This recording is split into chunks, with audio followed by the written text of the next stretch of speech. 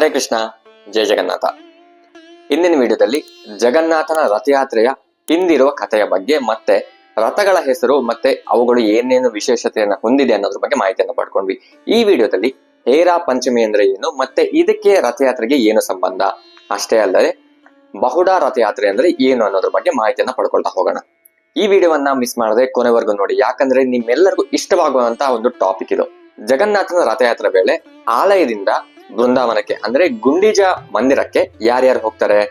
ಜಗನ್ನಾಥ, ಬಲದೇವ ಮತ್ತೆ ಸುಭದ್ರ, ಇವ್ರು 3 ಜನ ಹೋದ್ರು. ಎಲ್ಲಿಗೆ ಹೋದ್ರು? ಗುಂಡಿಜಾ ಮಂದಿರಕ್ಕೆ ಹೋದ್ರು. ಆದ್ರೆ ಅವ್ರ 3 ಜೊತೆ ಲಕ್ಷ್ಮೀದೇವಿ ಹೋದ್ರ? ಇಲ್ಲ. ಜಗನ್ನಾಥ ಕೇವಲ ಆತನ ಅಣ್ಣ ಮತ್ತೆ ತಂಗಿ ಜೊತೆ ಮಾತ್ರ ತನ್ನ ತಾಯಿ ಅಂದ್ರೆ ಗುಂಡಿಚಾ ಮಂದಿರಕ್ಕೆ ಹೋದ್ರು.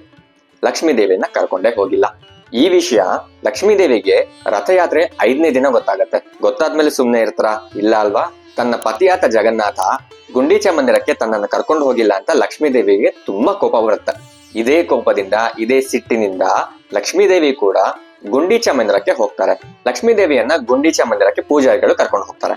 ಅಲ್ಲಿಗೆ ಹೋದ ನಂತರ ಲಕ್ಷ್ಮೀದೇವಿ ಜೋರಾಗಿ ಗಲಾಟೆ ಮಾಡ್ತಾರೆ. ನನ್ನನ್ ಯಾಕೆ ಕರ್ಕೊಂಡು ಹೋಗಿಲ್ಲ, ನನ್ನನ್ ಮಾತ್ರ ಯಾಕೆ ಅಲ್ಲಿ ಬಿಟ್ರಿ, ನೀವು ಮಾತ್ರ ನಿನ್ನ ಅಣ್ಣ ಮತ್ತೆ ತಂಗಿ ಜೊತೆ ಬಂದ್ಬಿಟ್ರಿ, ಯಾವಾಗ ಬರ್ತಾರೆ ಹೇಳಿ ಅಂತ ಹೇಳಿ ತುಂಬಾ ಚೀರಾಡ್ತಾ ಇರ್ತಾರೆ. ಇದೇ ಕೋಪದಲ್ಲಿ ಜಗನ್ನಾಥ ಬಂದಂತಹ ಜಗನ್ನಾಥನ ರಥವಾದಂತಹ ನಂದಿ ಘೋಷ ಅನ್ನೋ ಒಂದು ರಥವನ್ನ ಮುರಿದಾಕ್ತಾರೆ, ಅಂದ್ರೆ ಸಣ್ಣದಾಗಿ ತುಂಡು ಮಾಡ್ತಾರೆ. ಇದನ್ನ ಯಾರು ಮಾಡ್ತಾರೆ?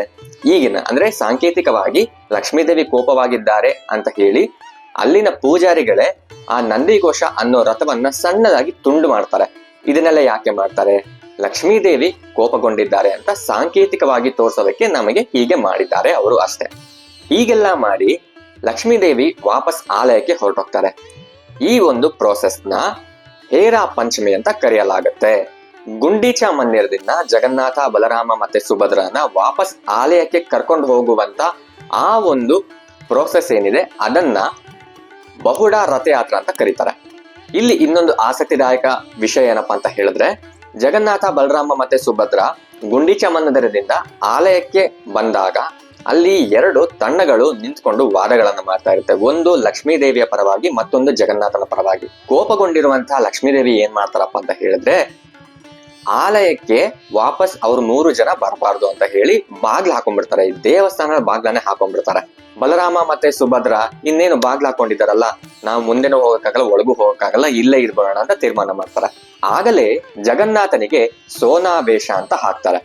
ಯಾಕೆ ಇದೆಲ್ಲ ಹಾಕ್ತಾರೆ ಅಂತ ಹೇಳಿದ್ರೆ, ನಿಜವಾಗ್ಲೂ ಜಗನ್ನಾಥ ಯಾರು, ತಾನು ಯಾರು ಅಂತ ತೋರ್ಸೋದಿಕ್ಕೆ ಲಕ್ಷ್ಮೀದೇವಿಗೆ ಇವನ್ನೆಲ್ಲ ತೋರಿಸಿ ಆತ ನಿಜವಾಗ್ಲೂ ಯಾರು ಅಂತ ಸಾಂಕೇತಿಕವಾಗಿ ಹೇಳೋದಕ್ಕೆ ಈ ಸೋನಾವೇಶ ಅನ್ನೋದನ್ನ ಹಾಕ್ತಾರೆ ಜಗನ್ನಾಥನಿಗೆ. ಜಗನ್ನಾಥನಿಗೆ 200ಕ್ಕೂ ಹೆಚ್ಚು ತೂಕವಿರುವಂತಹ ಚಿನ್ನಾಭರಣಗಳಿಂದ ಅಲಂಕಾರ ಮಾಡಲಾಗುತ್ತೆ. ಈ ಅಲಂಕಾರದಲ್ಲಿ ಹೇಗೆ ಅರ್ಜುನನಿಗೆ ಭಗವದ್ಗೀತೆಯಲ್ಲಿ ಕೃಷ್ಣ ತನ್ನ ವಿಶ್ವರೂಪವನ್ನ ತೋರಿಸಿದ್ನೋ ಅದೇ ರೀತಿಯಾಗಿ ಕಾಣಿಸ್ತಾರೆ ಅಂತ ಭಕ್ತರು ಹೇಳ್ತಾರೆ. ಅಷ್ಟೇ ಅಲ್ಲದೆ ಈ ಅಲಂಕಾರದಲ್ಲಿ ಜಗನ್ನಾಥನನ್ನ ಕಂಡ್ರೆ ಅವರಿಗೆ ಮೋಕ್ಷ ಪ್ರಾಪ್ತಿ ಆಗತ್ತೆ, ಇಷ್ಟಾರ್ಥಗಳು ಸಿದ್ಧಿ ಆಗತ್ತೆ ಅನ್ನೋ ಕೂಡ ನಂಬಿಕೆ ಇದೆ. ಸೋನಾವೇಶ ಹಾಕೊಂಡ್ ಮೇಲೂ ಕೂಡ ಜಗನ್ನಾಥ ಅಂದ್ರೆ ಯಾರು ಅಂತ ಗೊತ್ತಾದ್ರೂ ಕೂಡ ಲಕ್ಷ್ಮೀದೇವಿ ಬಾಗಿಲನ್ನ ತೆಗಿತಾರ? ಇಲ್ಲ. ಆಗ ಜಗನ್ನಾಥ ಏನ್ ಮಾಡ್ತಾರಪ್ಪ ಅಂತ ಹೇಳಿದ್ರೆ, ಅಂದ್ರೆ ಪುರಿಯಲ್ಲಿರುವಂತಹ ಆ ಭಕ್ತರೆಲ್ಲ ಏನ್ ಮಾಡ್ತಾರಪ್ಪ ಅಂತ ಹೇಳಿದ್ರೆ, ರಸಗುಲ್ಲ ಅಂತ ಒಂದು ಸಿಹಿ ಪದಾರ್ಥವನ್ನ ತಯಾರು ಮಾಡ್ತಾರೆ. ಈ ಸಿಹಿ ಪದಾರ್ಥವನ್ನ ತಯಾರು ಮಾಡಿ ಲಕ್ಷ್ಮೀದೇವಿಗೆ ಅರ್ಪಿಸ್ತಾರೆ. ಆದ್ರೆ ಇದು ಸಾಂಕೇತಿಕವಾಗಿ ಅವರು ಡೈರೆಕ್ಟ್ ಆಗಿ ಅರ್ಪಿಸ್ತಿರೋದಲ್ಲ. ಜಗನ್ನಾಥನ ಮೂಲಕ ಜಗನ್ನಾಥನೇ ಲಕ್ಷ್ಮೀದೇವಿಗೆ ಆ ರಸಗುಲ್ಲವನ್ನ ಕೊಡ್ತಿರೋ ಹಾಗೆ ಅದು ಸಾಂಕೇತಿಕವಾಗಿ ಕೊಡ್ತಿರ್ತಾರೆ, ನೀಡ್ತಿರ್ತಾರೆ. ಆ ರಸಗುಲ್ಲ ಕೊಟ್ಟು ಲಕ್ಷ್ಮೀದೇವಿಗೆ ಜಗನ್ನಾಥ ಶಾಂತಿ ಮಾಡ್ತಿದ್ದಾನೆ ಅಂದ್ರೆ ಕೂಲ್ ಮಾಡ್ತಾನೆ ಅನ್ನೋದಕ್ಕೆ ಇದು ಸಾಂಕೇತಿಕ ಅಷ್ಟೇ. ರಸಗುಲ್ಲ ಕೊಟ್ಟ ನಂತರ ಲಕ್ಷ್ಮೀದೇವಿ ಶಾಂತಳಾಗ್ತಾಳೆ. ಜಗನ್ನಾಥ, ಬಲರಾಮ ಮತ್ತೆ ಸುಭದ್ರೆಯನ್ನ ಆಲಯಕ್ಕೆ ಕರೆಸ್ಕೋತಾರೆ. ಅಂದ್ರೆ ರಥಯಾತ್ರೆಯ 10ನೇ ದಿನಕ್ಕೆ ಅವರು ಗುಂಡೀಚಾ ಮಂದಿರದಿಂದ ಈ ಹೇರಾ ಪಂಚಮಿ ಮುಗಿಸ್ಕೊಂಡು ಬಹುಡಾ ರಥಯಾತ್ರೆ ಎಲ್ಲಾ ಮುಗಿಯೋದಕ್ಕೆ 10 ದಿನಗಳ ನಂತರ ಜಗನ್ನಾಥ, ಬಲರಾಮ ಮತ್ತೆ ಸುಭದ್ರ ವಾಪಸ್ ರಥಯಾತ್ರೆಯನ್ನ ಮುಗಿಸ್ಕೊಂಡು ಅವರು ಆಲಯಕ್ಕೆ ಬರ್ತಾರೆ. ಮುಂದಿನ ವಿಡಿಯೋದಲ್ಲಿ ಜಗನ್ನಾಥ, ಬಲರಾಮ ಮತ್ತೆ ಸುಭದ್ರಗಳನ್ನ ಆ ಮೂರ್ತಿಗಳನ್ನ ಯಾವ ಮರದಿಂದ ಕೆತ್ತನೆಯನ್ನ ಮಾಡ್ತಾರೆ, ಹಾಗೆ ಬ್ರಹ್ಮ ಪದಾರ್ಥ ಅಂದ್ರೆ ಏನು ಅನ್ನೋದ್ರ ಬಗ್ಗೆ ಮಾಹಿತಿಯನ್ನ ಪಡ್ಕೊಳ್ತಾ ಹೋಗೋಣ. ಹರೇ ಕೃಷ್ಣ, ಜೈ ಜಗನ್ನಾಥ.